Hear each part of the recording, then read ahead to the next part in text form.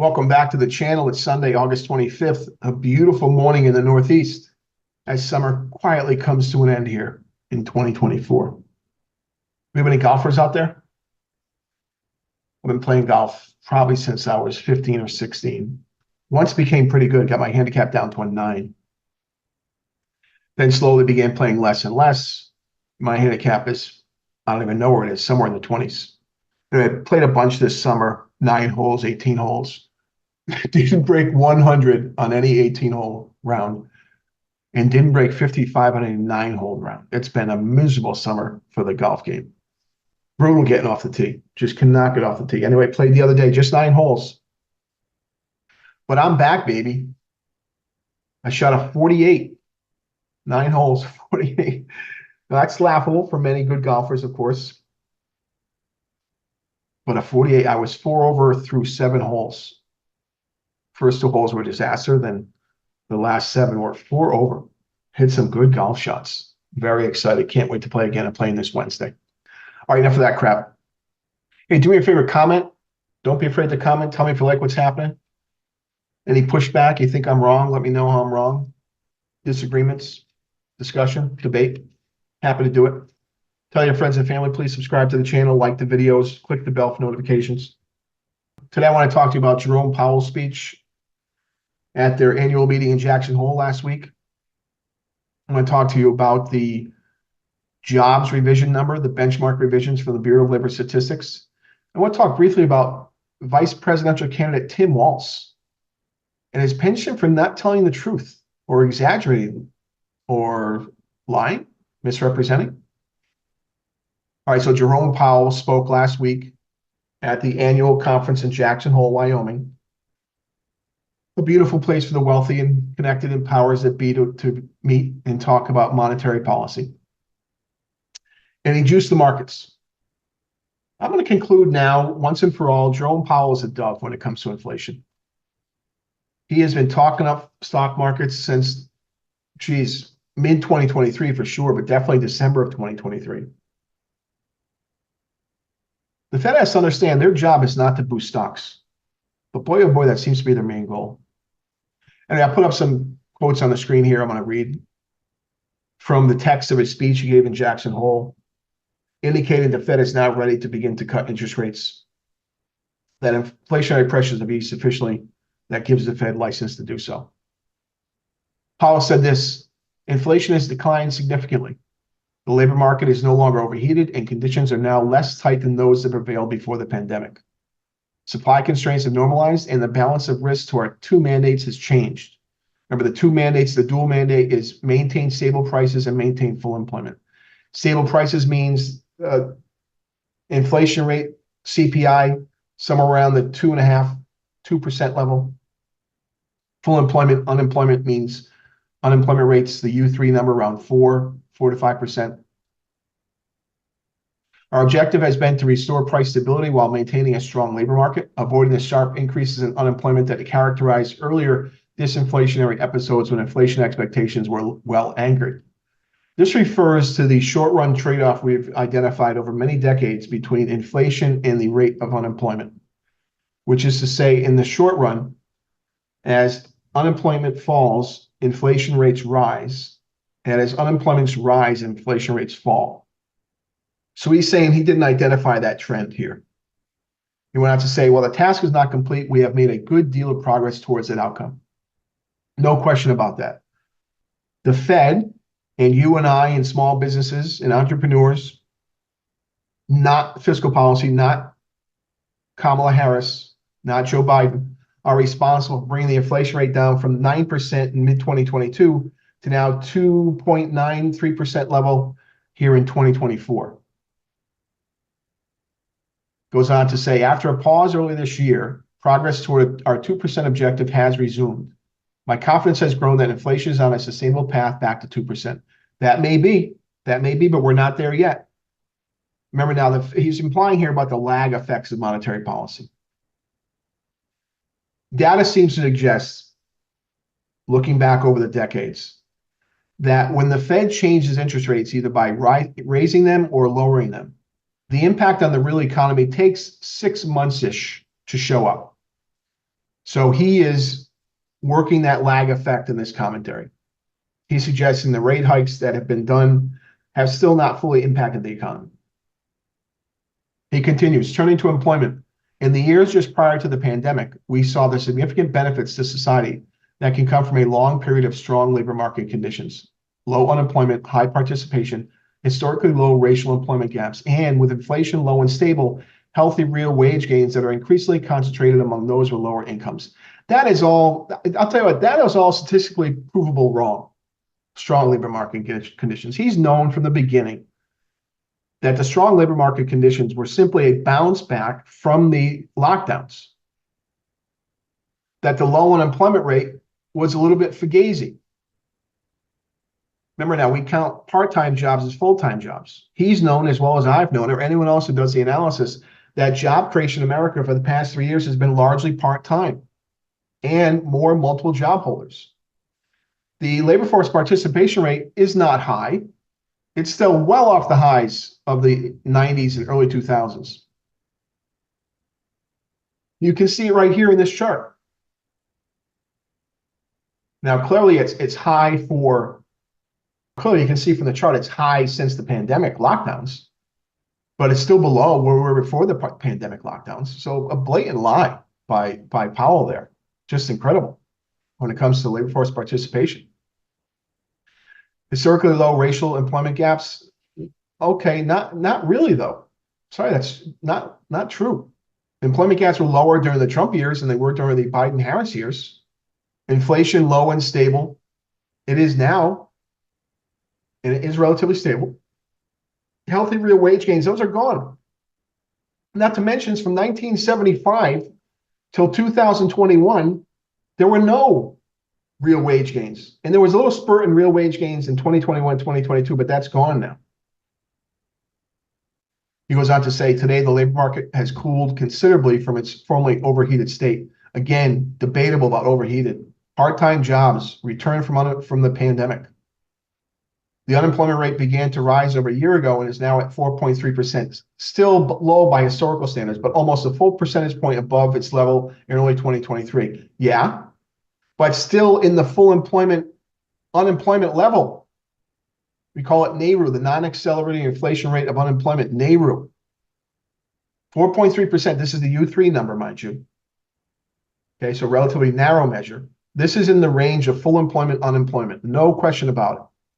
Now, the measure I prefer, the U6 measure, clearly has us up in the 7% range. He continues, most of the increase has come over the past 6 months. So far, rising unemployment has not been the result of elevated layoffs, as is typically the case in economic downturn.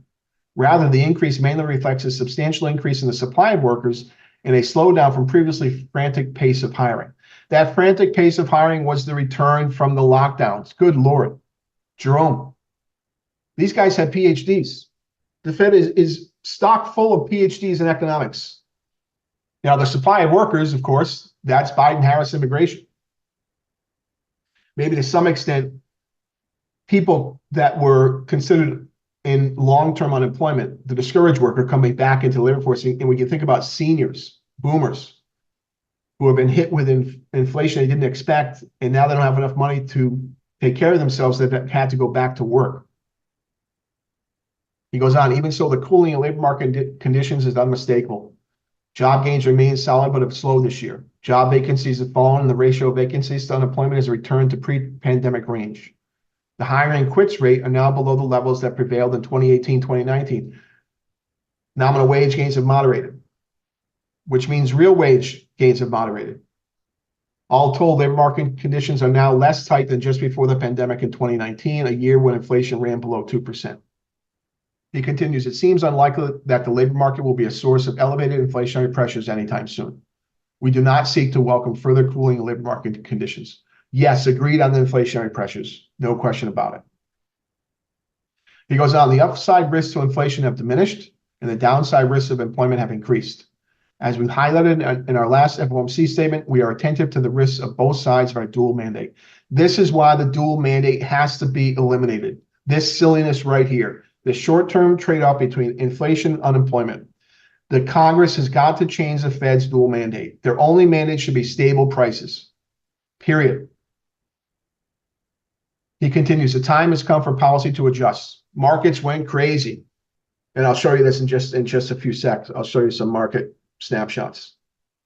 The direction of travel is clear, and the timing and pace of rate cuts will depend on incoming data, the evolving outlook, and the balance of risks.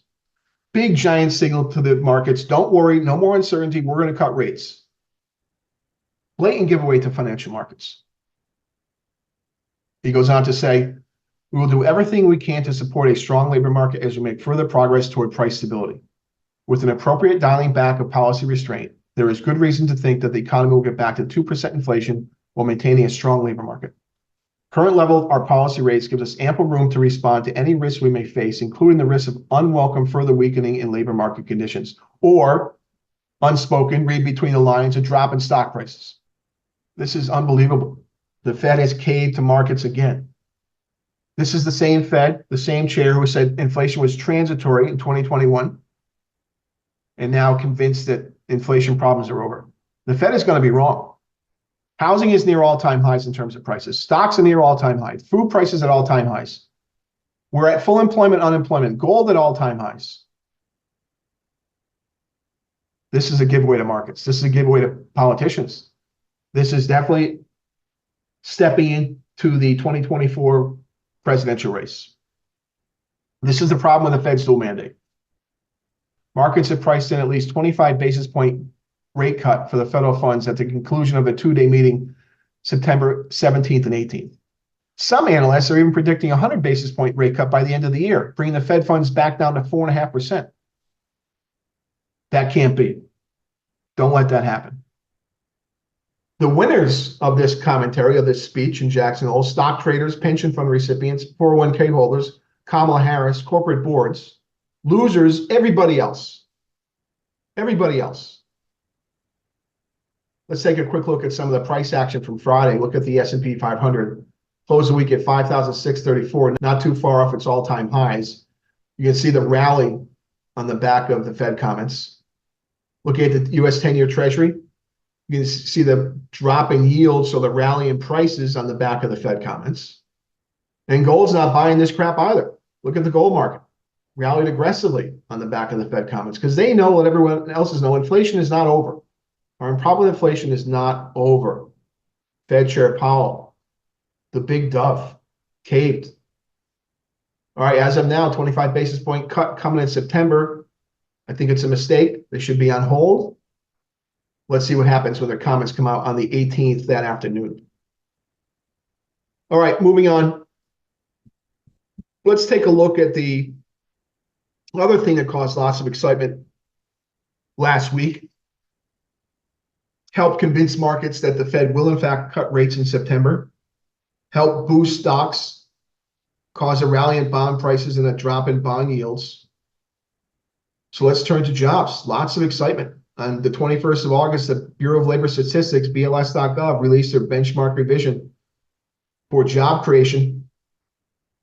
The markets were caught by surprise on how big the revision was for this year, coming in at a whopping 818,000 drop in number of jobs created in 2023 and 2024.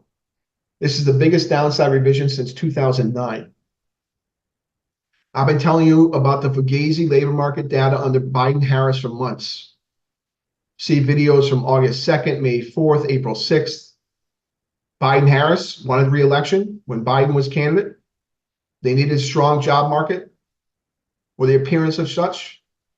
And then as we approach the election, they want the economy to cool down so the Fed will cut rates. They need a rate cut. All of a sudden, jobs are not so strong. Non-farm payroll growth for years now, since Biden-Harris took control, on average come out well above estimates. In each successive months after those estimates, those were revised down almost every month. Now we get this huge revision by the BLS, 818,000 drop in jobs. And now the Fed all of a sudden has the reasons necessary to cut rates in September as we approach a November election. Now, why do they revise these numbers? Well, because a lot of what the statisticians do at the BLS and lots of departments in government working with data is they'll extrapolate. The BLS doesn't have perfect information on the labor market. They use all kinds of different sources. They have a household survey, an establishment survey, or a business survey. They use other state indicators as well. And they make estimates about that extrapolate the data forward. And sometimes those estimates are wrong. And as we get more and more real information, so looking backwards, we can lock in what really happened. We know the truth about what really happened with job creation. After some time goes by, they make these revisions to put the data back in line with what it really should be. All of a sudden, we're approaching election, going to help push the Fed along to a rate cut. BLS says jobs were overstated by 819,000, and all of a sudden, labor market not so strong. Something's fishy. Rigging is the word that comes to mind. Rigging is the word that comes to mind. All right, I'll leave it there. I'll let you extrapolate whatever you want to do there.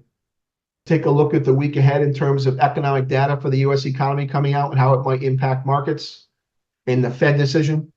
This week of August 26th, on Monday, we have July durable goods orders, estimate to be up 4% versus down 6.7% in June. That will not be helpful for Fed rate cuts. Tuesday, we have August consumer confidence, an estimate of 100.2 versus 100.3 in July.